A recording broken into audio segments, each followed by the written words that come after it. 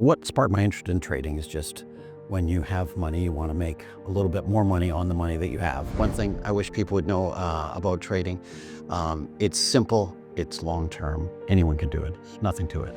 The key with risk is to sort of balance the knife edge of taking too much risk and too much certainty. But I'm an entrepreneur, so of course I'm a risk taker. I believe I need to make more money so I can do more good. I would like to leave the world a bit of a better place. So the legacy would be if there are other people who carry on doing the right thing.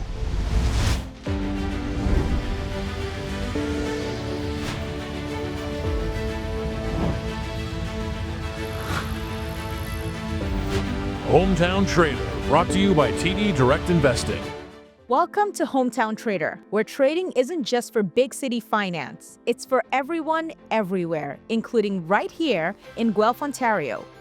Known for its welcoming spirit, artistic community, and thriving business sectors, including Linamar, Sleeman Breweries, as well as Danby Appliances, led by CEO Jim Estill, and named synonymous with business success and philanthropy. From humble beginnings selling computers out of his car to leading one of Canada's most recognized appliance brands, Jim's journey is nothing short of remarkable. But what truly sets him apart is his mastery of the markets. As a successful trader, Jim has navigated the highs and lows of the financial world with discipline, patience, and a focus on learning and adapting.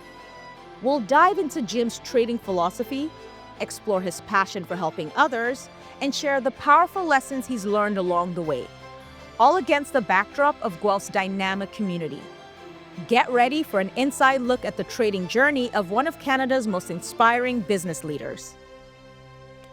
What sparked my interest in trading is just when you have money, you want to make a little bit more money on the money that you have. And so I thought that would be a good way to do it. When I started trading, I really didn't have a mentor, although my father did tell me about the stock market. And I used to follow stocks, in the back when there was newspapers. And I first got into it when I would make some money, I put it in the stock market. Back then, usually it was in dividend-paying stocks, and I just put small amounts in and it grew. My trading style has evolved because I have more wealth now than when I started. I now have a highly conservative bucket, have a more play money that I'm willing to lose if I take a flyer on things. I tend to focus on the fundamentals. I tend to be more of a Warren Buffett type. Look at the price earnings multiples, look at the price to book, look at the earnings growth, and I also try to evaluate how well I think the company will do in the future. I definitely don't consider myself to be a day trader. I tend to be a very long-term, buy and hold type trader. I got into option trading later, and I like option trading because I always sell options. I get the time value.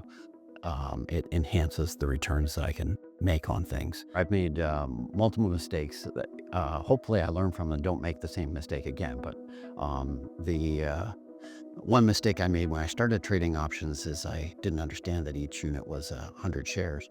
So I made a huge trade because it was times 100, not realizing at the time times 100. So make sure you know what you're doing when you start doing options. I am not that fussed with volatility. I'm very, very long term. It's kind of like the price of your house might be 10% less than it was last year, but don't worry about it. It'll come back to where it was. I do use the TD screeners to screen. I look at fundamentals. There is some risk, and it's somewhat of a gut feel for what risk is. And I'm an entrepreneur, as you know, and entrepreneurs, we take risks. One core principle is I don't trade on stock tips because I don't believe in them as one. I don't invest in tobacco or even alcohol companies, but that's just personal ethics. So the most important mindset between long-term trading is largely don't worry about the short-term volatility. I also tend to ladder things out because I'm trading options. So I will trade options in July and then August, September, October, November, December. So it averages over time. And I cost average up, I cost average down. I have been a TD client for more than 40 years. They do have good people, and they do get things done. And they're a great bank. I originally chose TD for personal banking simply for location. and convenience. At the time, TD had longer hours and whatnot. I chose TD for trading because I really like the trading platform, the active trader platform. But I use Webroker as well, just because I'm already with TD, so it's easy to use for both. Active Trader is actually a fairly complex screen, but you can set it up the way you want. So you can monitor multiple stocks at the same time, monitor your orders, and put triggers in. Just a good professional grade trading platform. What I like about TD Active Trader is I can have everything on one screen, and I can customize the screen to the way I want to see it. Because I've gotten used to it my way, it actually makes it fairly easy for me to see what's going on. So I like actually trading with other people and mentoring other people, because then I can get their ideas in their brains to confirm that my ideas might be good ideas. And if I'm the only one who thinks it's a good idea, it's probably not a good idea. And also I get ideas from them. What I'm most proud of would simply be my patience and being able to go with the flow on it.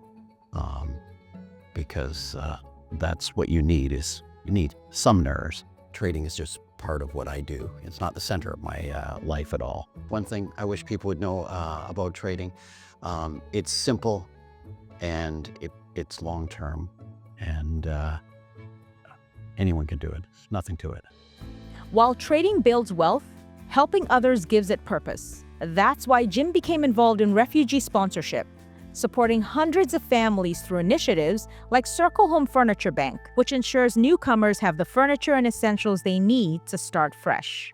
I have great empathy for people, and I saw what was happening originally in Syria with Ali Kurdi washing up on the beach, and I said I needed to do something, and I found out we have a private refugee sponsorship program, so that's what got me started originally. Well, we have probably helped 1,000 families, but as far as actually sponsored families, it's be a couple of hundred families. It doesn't have a personal connection to me. It just is refugees are people in need, and the furniture bank serves many people in need, not just refugees. So it's just one way to serve the world.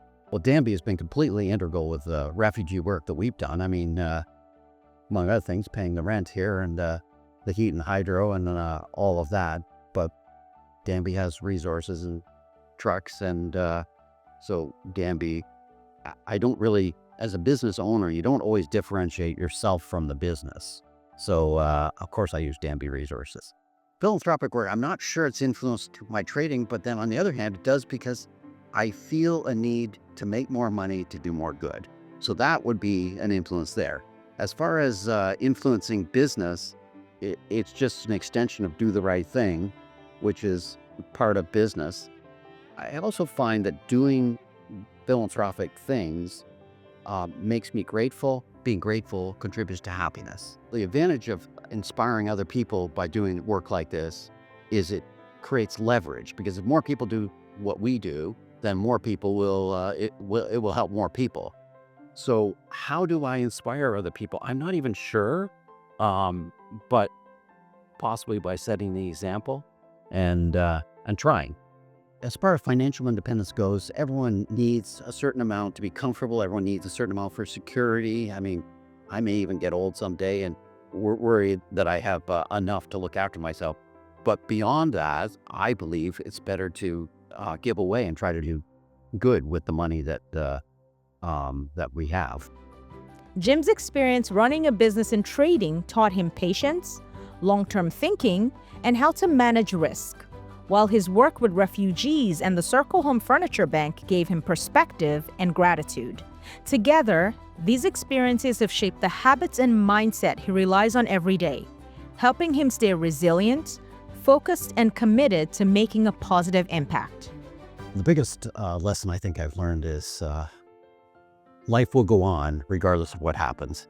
And so as I've gotten older, I'm a little more zen about what happens, because I know everything's survivable.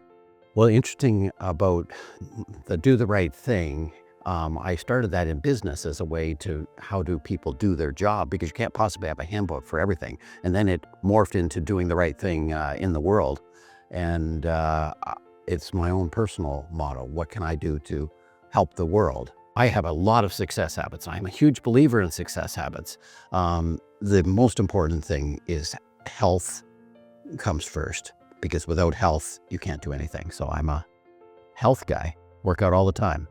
But habits make things easy. So it's just the habit of clearing my inbox every day, the habit of being fast, being responsive, the habit of servant leadership, that type of thing. So one key insight I would have for people new to investing or new to business would be fail often, fail fast, fail cheap.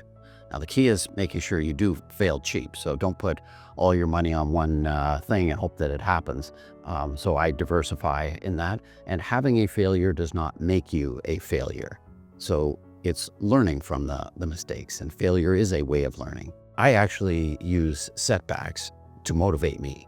So I'm not going to say I love setbacks, but I find I'm more energized if there's a little bit of a headwind than if there is no headwind. I'm not the best spokesperson for balance.